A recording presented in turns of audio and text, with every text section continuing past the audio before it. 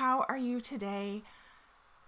I'm not gonna lie, I'm a little bit out of it today. I had a hard time sleeping last night. My anxiety was pretty overwhelming, so I just kind of tossed most of the night. But I've had a cup of coffee and I'm trying to shake it off and refocus. My boys had their French class this morning, which went really well, so that was good. Logan's actually starting to understand some basic phrases. Yay! And I'm enjoying it because I don't actually get much opportunity to speak French here, which is odd because I can literally walk to the end of my street and look north and boom, there's Quebec. I spoke a lot more French in Alberta because I was the only French speaker that was fluent enough to render early intervention services to Francophone kids. So I actually mostly worked in French. And languages are kind of funny. They never fully go away. But if you don't use them frequently, you kind of get out of the habit of thinking in another language. So for the first while, you're kind of translating in your head until you get back in the groove with it. So I'm trying to speak to them in French more. And it's causing my brain to kind of wake back up. So that's really interesting. Okay, before we get into our topic today, allow me to introduce myself. Hi, I'm Allana Robinson, and I'm a parenting coach for parents of toddlers, preschoolers, and kindergartners. I help you understand why your children are misbehaving and how to fix it without yelling, shaming, or timeouts. I'm your host here on the MudRoom. I'm also the host of the Parenting Posse Facebook group, which is my free peer support group. If you're not a member, you should totally join. And I'm the creator of the Parentability program, where I help you raise well-behaved kids of your own.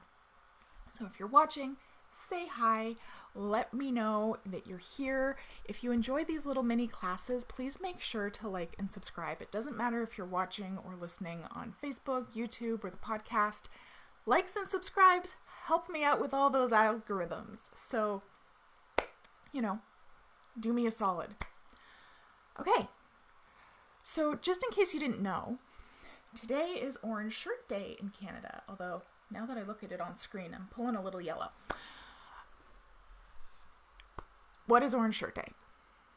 Well, the short version is that a girl, Phyllis Webstad, was given an orange shirt by her grandmother for her first day of school at St. Joseph's Mission Residential School in British Columbia.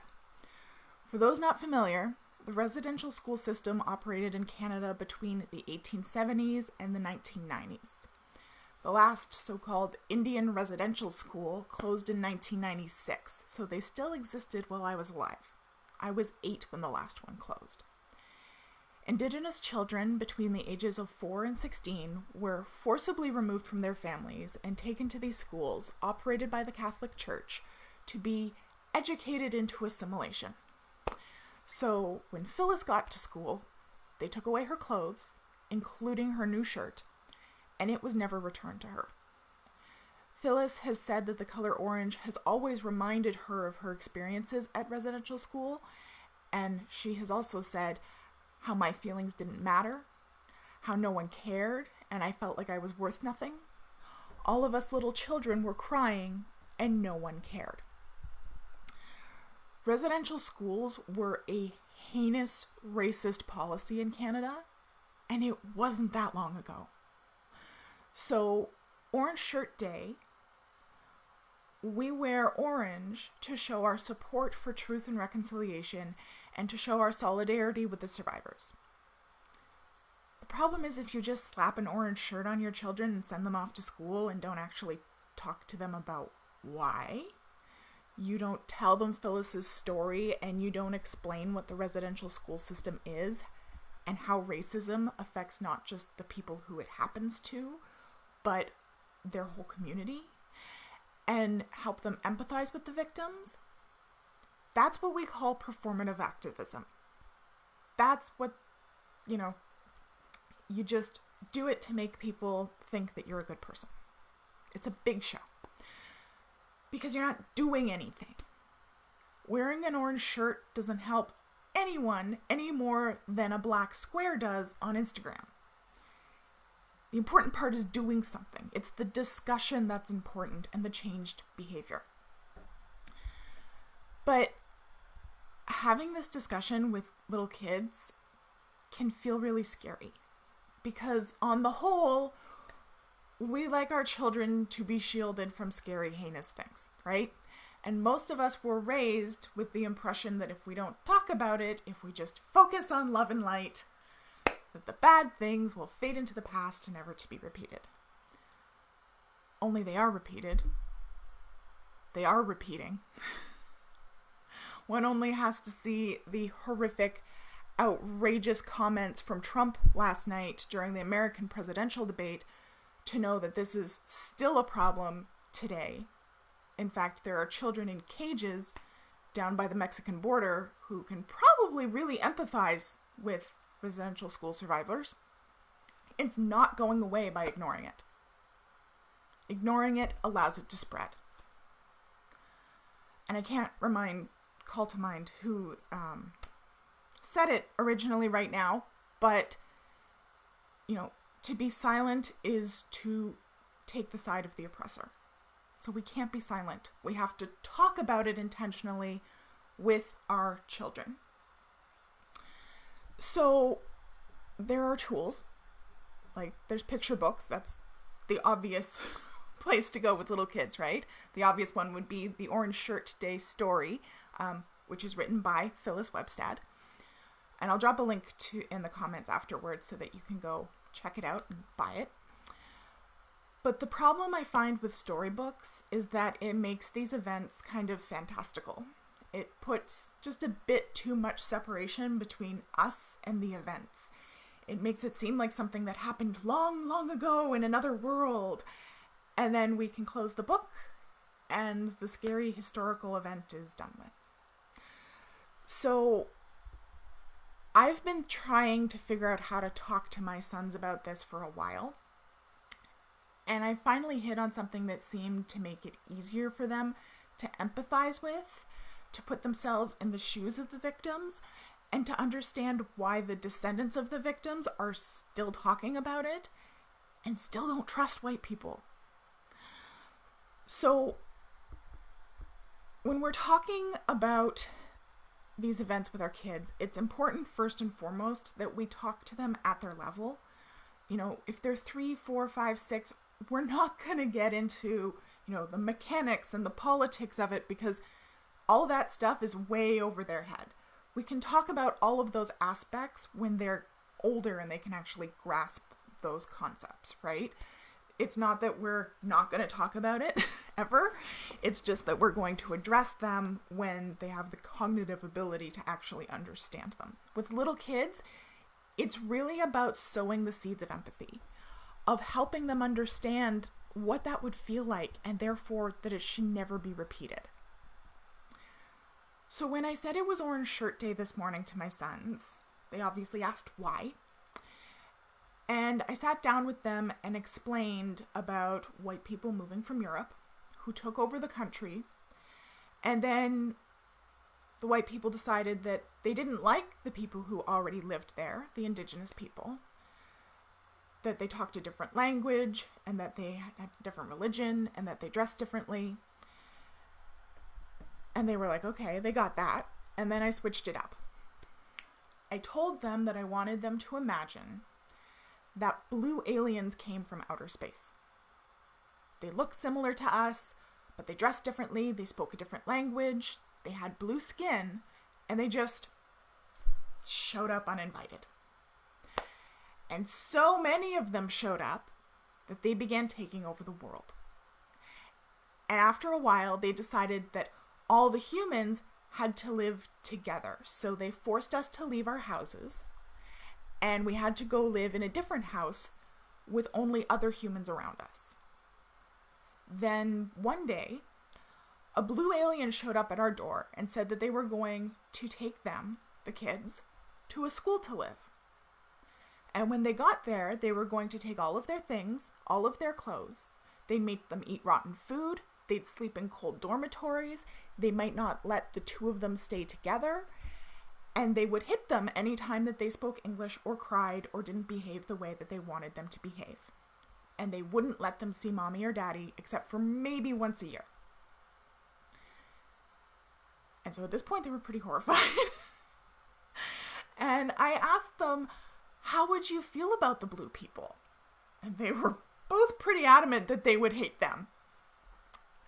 And so I said, okay, so now I want you to imagine that it wasn't you that this happened to, but imagine that it was when Nana was a little girl. What do you think Nana would teach you about the blue people? Even if since it happened to Nana, it has stopped. Blue people don't take kids away and hurt them anymore. What do you think Nana would tell you about the blue people? And they both said, don't trust the blue people. They're mean. They're going to hurt you. So I explained that this did happen. But the people who came from Europe were white, like us. And they took the kids from the indigenous communities that were here before us, and they put them in residential schools. And they did all of those things to them. And my 6-year-old was like, but then why would an indigenous kid trust white people? And I was like, I don't know why. Why would they? And he was like, I don't think that they would. So I told him, you're right. I don't think they really would either. Empathy, relevance. It made them put themselves in the shoes of the victims. So when we talked about how we wear orange shirts on September 30th to show Indigenous people that we support them and we will remember what happened and we won't do it again. And they were both like swearing up and down that they'd never do that. And my son was like, so the orange shirt is like a symbol to them. And I said, exactly. And then we talked a bit about how we could help Indigenous children feel safe around white people and safe around us. And they actually had some pretty good ideas. So this whole discussion took maybe like 20 minutes. And then, little kids, short attention spans. So then they were disengaging and it was time to end it. But then just slightly later that morning, they were on their French class Zoom today, and their French class is being run by a Canadian teacher, but my kids are actually the only Canadian kids in the class. So when the class started, she commented on their orange shirts and asked the boys if they could tell the other kids why they were wearing orange shirts. And they did. With surprising clarity. I was actually really impressed because usually, especially my little one, he's still in that stage where he tells stories kind of all out of order. His organization skills aren't super strong yet. And they did a really good job. Because it's a lot easier to remember information when you experience it, even if you've only experienced it in your imagination. And this can really apply to any historical racist event. Make the white aggressors another color. Not like a skin tone adjacent color, so no like white, yellow, which is historically associated with Asians, black or brown. Make the aggressors pink or blue or purple and put them in the role of the victim. Then introduce the actual story and remind them, you're white. You look like the aggressors. So even if you didn't do it, you look like the people who did. And that is enough to make the victims and the descendants of the victims not trust you. So what can we do to make them feel safe? Because it all comes back to safety, right? If we don't feel safe, we can't think, we can't learn, and we can't grow. So I hope that gives you an idea of how to make conversations about historical events relevant and relatable to young kids without getting caught up in the weeds of the details that are over their heads. I didn't talk about the role of the Catholic Church. I didn't talk about reservations in depth or the politics. All of those are details that I'll fill in as they get older and have some reference point for those subjects. At 4 and 6, they just don't.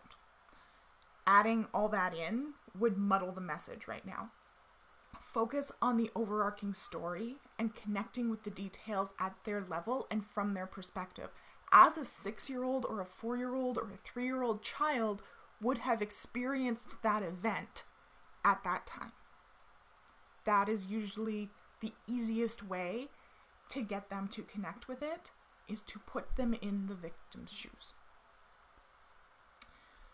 Okay. I'm going to take my kids to the park now. I need some fresh air to help me kind of wake up. Have a great day, and I'll see you next week for another Uncommon Sense Parenting class. Bye.